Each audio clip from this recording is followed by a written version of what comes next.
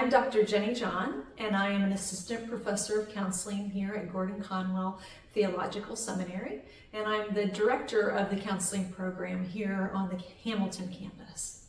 I'm excited today to talk to you about one of my favorite classes to teach in the counseling department, and that is clinical counseling skills. Clinical counseling skills is a really fun class to teach. It's that moment when students get to really put into practice all the things that they've been learning in many of their counseling courses and actualize it in the counseling room with clients. One of the many things that we talk about in clinical counseling skills that I'd like to highlight here today is the development of empathy.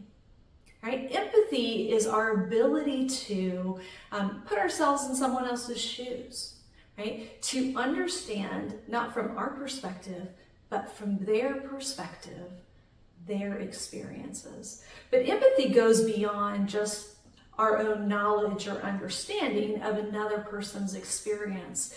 Empathy requires a communication that we understand and can see their experiences through their own perspectives. Basically, we're communicating to the client that they are known by us. That's empathy, right? And we have the perfect model of empathy in Jesus Christ. God manifest incarnate in Jesus Christ, fully God and fully human. We hear in Hebrews 4 that we do not have a high priest who cannot empathize with us, but we have a high priest, Jesus Christ, who has been tempted in all the ways that we are tempted.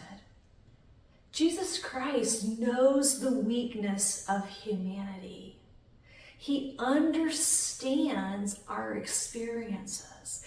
And the following verse in Hebrews says, "Therefore, with confidence, come to the throne where you will receive grace and mercy." Because we are known and can be confident in being known by God, we can enter into this trusting relationship to receive grace and mercy and be transformed. In the counseling room, we call that the therapeutic alliance.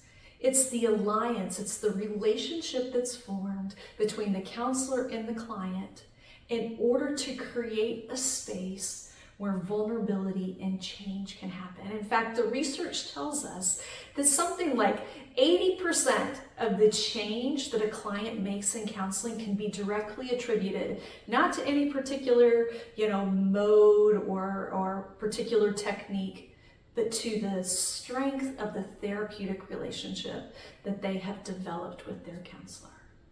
And just as God communicated his ability to know us through the person of Jesus Christ, we have to be able to communicate to our clients that they are known by us, that we have listened well, and that we have thought deeply to understand them accurately. And then we communicate to them in a variety of ways that they are known by us. And therefore we develop that therapeutic alliance.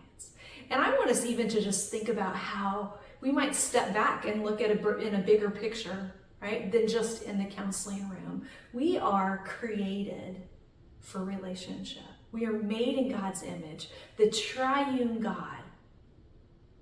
And we are his created humanity made for relationship. It is through relationships with God and with other people that our needs are met. Our needs for love, our needs to belong, our needs for security.